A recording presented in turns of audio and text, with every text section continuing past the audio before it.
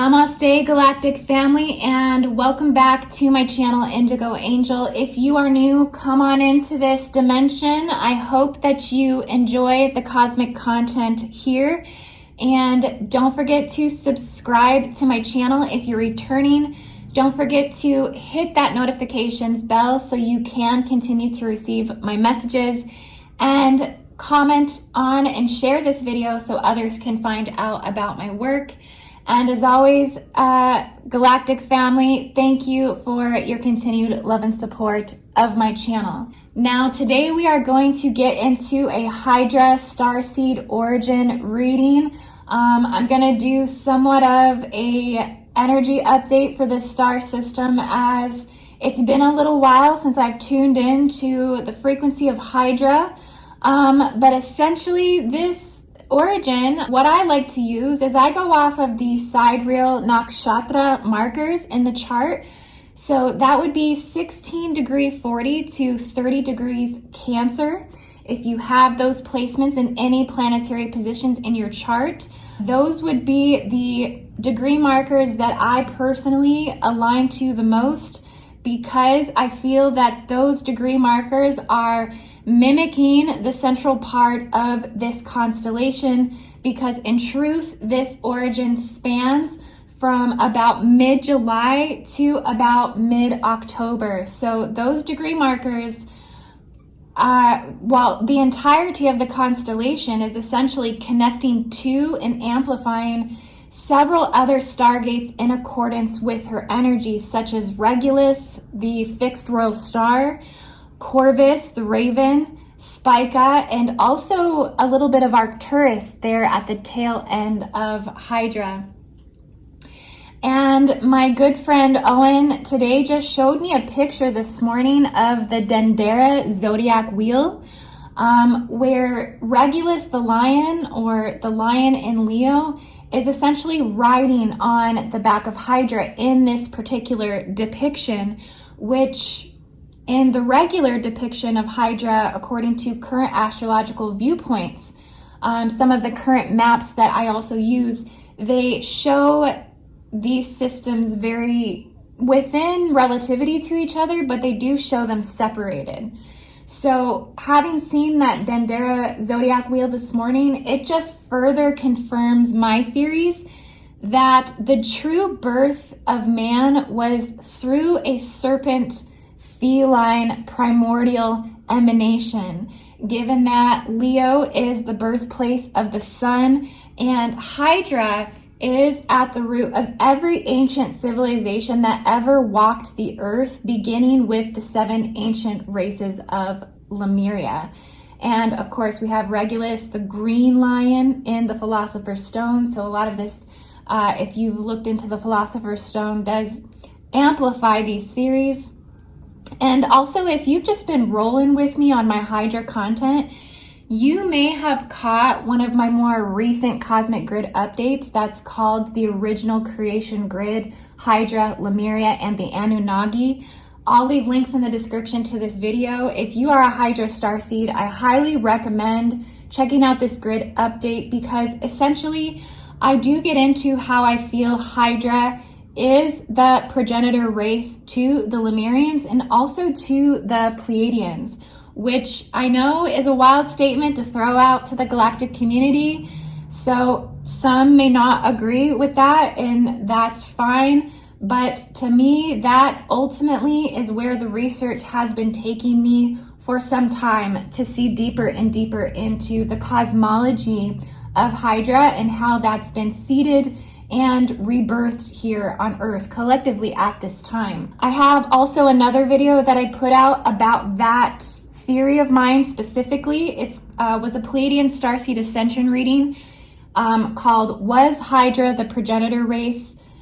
Terra Serpent Hybrids?" And so I'll leave, like I said, the link to both of those videos in the description. I would recommend watching those, just because I dive into the research that essentially backs up those statements that I'm saying about Hydra being the progenitor races to Pleiadian origins and to the Lemurian root race. But essentially these degree markers that I listed above the 16 degree, 40 to 30 degrees Cancer, are closest to Alphard. And Alphard is the alpha star in Hydra, where the Hydarians have made their home, the primary planetary home in their system.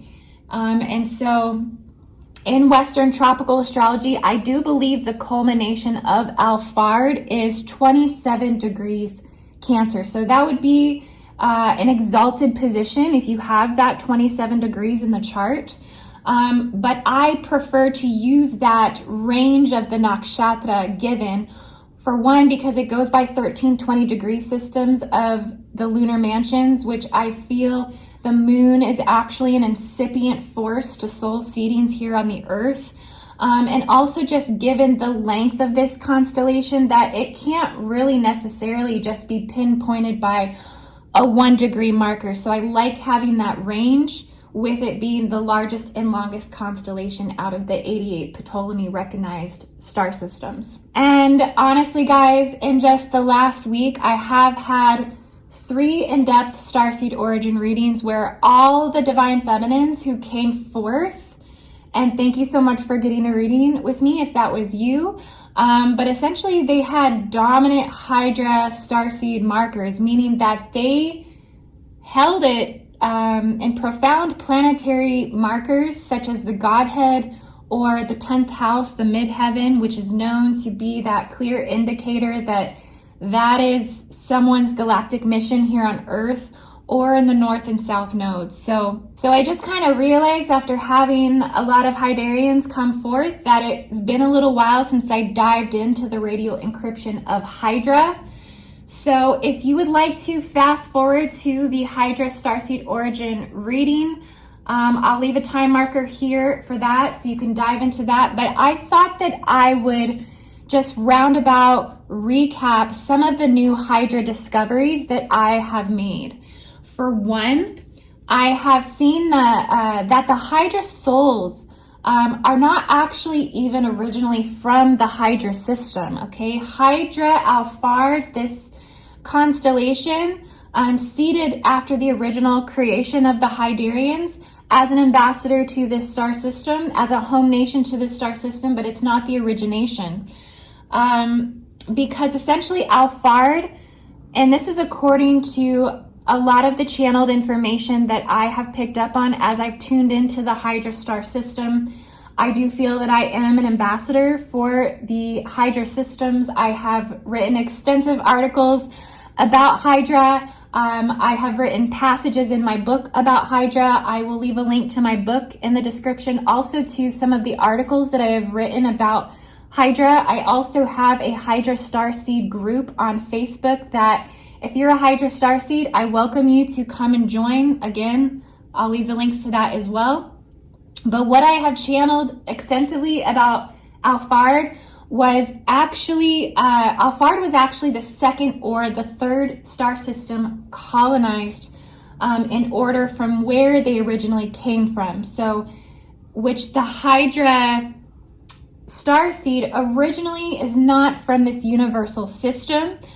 They have a strong connection to Jupiterian consciousness, essentially with carrying that Jupiter's ghost in the constellation. But the Hydras essentially came from the Hydra Centaurian super colossal cluster in Laniakea, which is at the heart of Laniakea. So they are a very, very ancient galactic species. Okay, so they are not considered star seeds. If you're a Hydra, you're a galaxy seed. The first colonized systems within Hydra, the constellation itself, was actually Ashlesha and Hydrobius. These would be the 2 star systems that were the founding planetary home origins to the Hydra starseed. And I just did refer to that colonization, but what I pick up when I tune into the Hydra consciousness, the radial encryption, is that they don't want me to refer to their systems as being colonized, because the Hydra home origin, they technically are not a colonized system. They are ran a little bit differently. Hydras don't necessarily stick together in a sense of a controlled system. This is a very untamed system. They do not follow a hive-minded system in Hydra. They are all alphas, they are all alpha cobras, and they all are individual units that essentially govern their own individual laws and Hydra and commandments, so to speak. So they are not associated with the structures of colonization, and I know that's kind of interesting to come to those conceptualizations because there's ultimately colonizations within almost every single galactic nation within the galaxy, but they do have some colonies. Essentially, the only colonies that Hydra carries would be the wasp system. So these are very supercharged colonies, very fierce and viable to the regeneration of their total systems. And those come from exoplanetary systems, WASP 24 and 25. Now, essentially, the Centaurian serpents, which I've also extensively put some videos out about, so I'll leave that link in the description as well. But the Centaurian serpents these are one of the oldest form of hybrids that are to exist in the galaxy total ever. They are essentially the great galaxy grandparent progenitors to the hydras that exist here on Earth now, mostly today.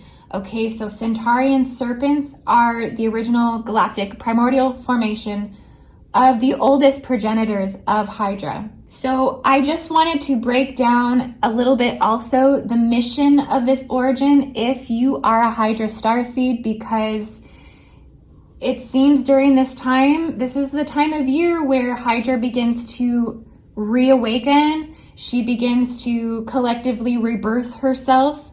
So I just wanted to speak of the mission if you are a Hydra starseed. This is because I honestly think this is one of the most important aspects that one would want to know being from the star system. The mission of this starseed origin is to expose the originality of creation history to all galaxy seeds in supercluster communities, so that would be us, and to step into your truth and walk as an ambassador to a growing collective consciousness field.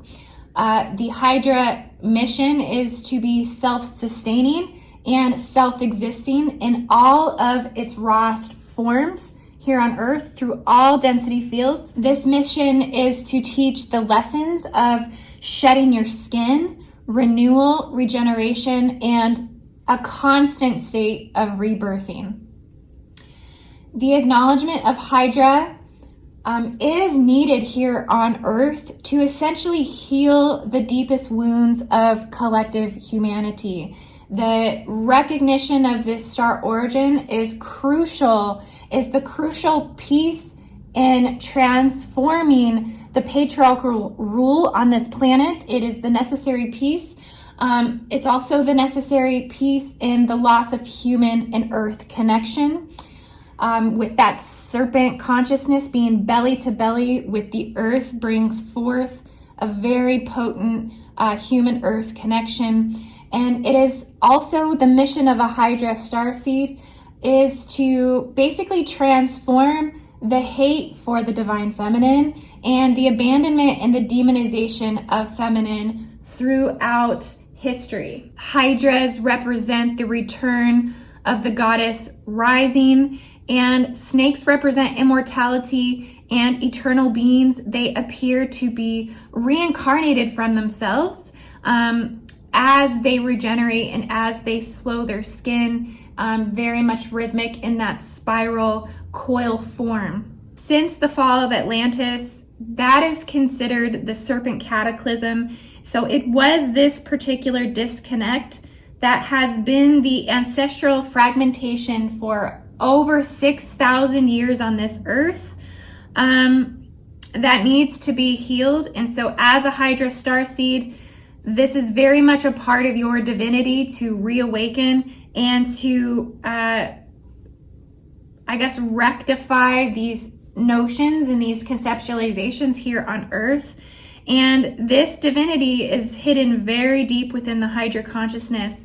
And as the Hydra starseed wakes up to their truth and up to their galactic identity, they feel as if this information, this truth, this knowledge, this wisdom, this gnosis feels like it's been taken and removed from the planet. So it's very much their mission to bring this back to the collective. So as feminines and masculines who incarnate as this origin, they take on this responsibility in the entirety of their life path to be the face that basically exposes this deconstruction of the Black Madonna, the black-faced mothers, the dark mothers, also chaos and evil as well on this earth. And so they heal the abandonment. Their soul signature heals the abandonment of the feminine, of the mother. And so that's what the Hydras are doing here. Many Hydra divine feminines often take a feminist point of view. They are often seen as feminist. Many divine masculines who are strong Hydras are often extremely sensitive masculines who feel on some level that it is their responsibility to very much care for the feminine in all ways, and are often born into a family of sisterhoods with a lot of sisters, a lot of female family members, because they need the life experience of understanding the divine feminine on this earth. And so they often struggle with a lot of mother wounds, maternal energetic wounds, trauma, to better see into the depth of the feminine incarnation path overall. And so masculines from this collective deeply truly understand the feminine aspects, the Shakti energy, the Kundalini energy of life. And so they're very sensitive to this. And so they often have a lot of deep insight into what the feminine is going through from that masculine take on things. Okay, guys, so Hydra is amazing. Like I said, there will be lots of links in the description for you guys to further dive into the Hydra cosmology. But today we're going to read for the starseed origin. We're going to read out of the Kabbalistic Tarot, and also out of the Earth Magic cards. I was just feeling called to this deck today, and I will go ahead and shuffle the cards and we'll dive into the Ascension reading for the starseed origin Hydra.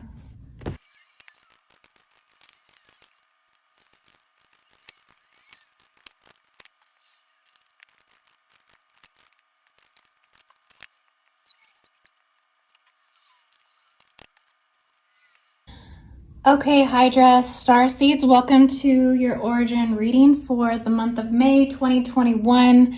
And we are starting off with the Eight of Swords. So what I'm picking up on is immediately I was tuning into Orion, also Alcyon and Aldebaran, that you are transforming and transmitting through these star systems. These particular encryptions at this time are having an immense affiliation or effect on your ascension process at this time.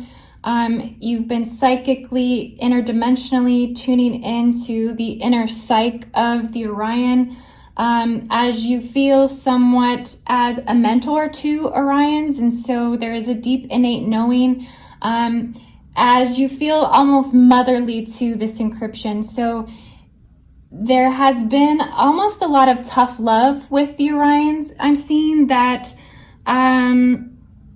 you've been kind of hard on those that you feel fail to take accountability for their responsibilities or for their actions. There's almost a short patience with this. They're getting to see the hissing Hydra aspect of you.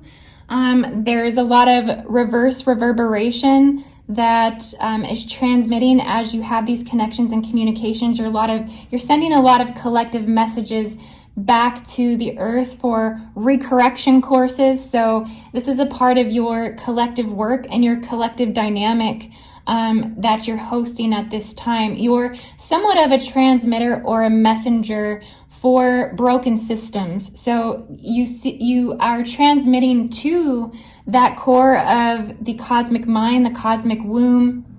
There's not a lot of separation between you and that communication. So you are a deliverer of messages to the 0 point field of the galaxy web. And so you're bringing a lot of that information back, because ultimately there's a lot of purification that's taking place, at least within those star systems. Your collective field ultimately holds a lot of particular nations within its grasp and reach and historical account, and all of the civilizations that you've seeded in and through to uphold those galactic encryptions. And so you see yourself running through and purifying particular nations, because you're seeing where the holdup is in a lot of these aspects. I also see that you're not really waiting for others to save you at this point. You're a little bit over waiting around for people to catch up. So you've taken a lot of matters into your own hand. I do see that you're kind of going through somewhat of an awakening that is somewhat of a rebirthing process. So a death and a rebirth, a very profound renewal process is taking place at this time. You're getting a lot of messages from your immortal and your eternal self.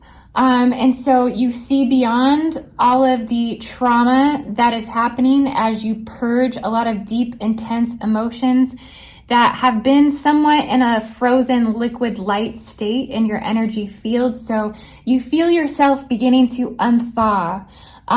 You feel yourself beginning to come alive again. You feel that you were asleep for a very, very long time, and almost not as if you weren't awakened, but in those more sleeping-like states, you were actually off and very active in other Hydarian worlds.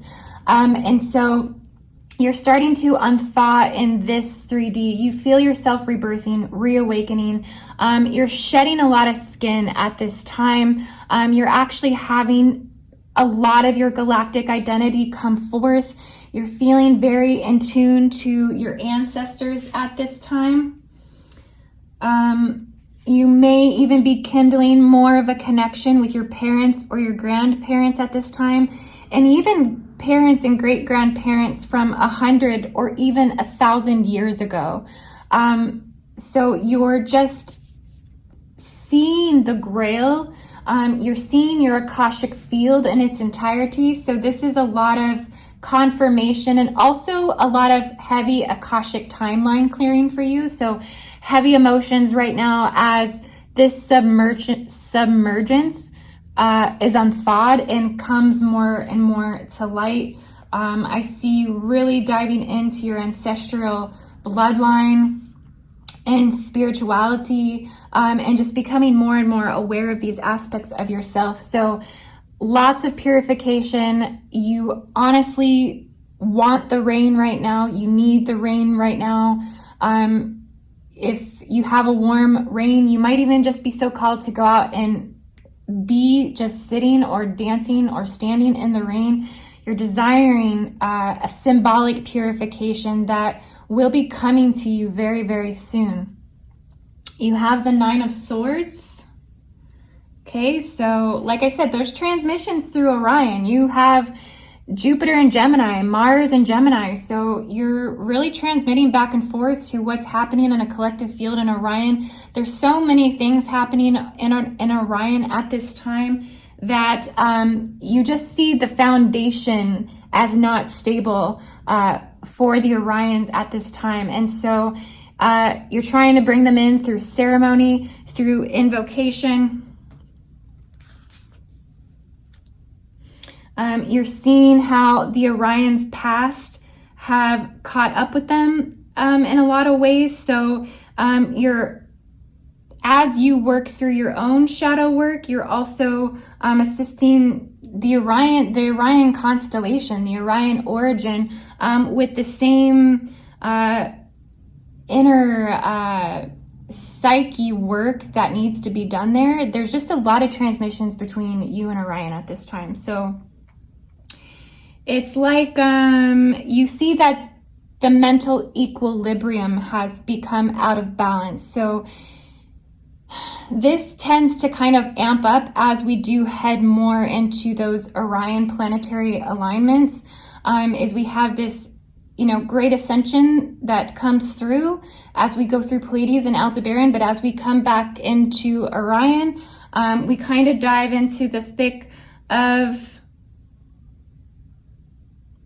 the bloodshed and some of the warfare that needs to be hashed out.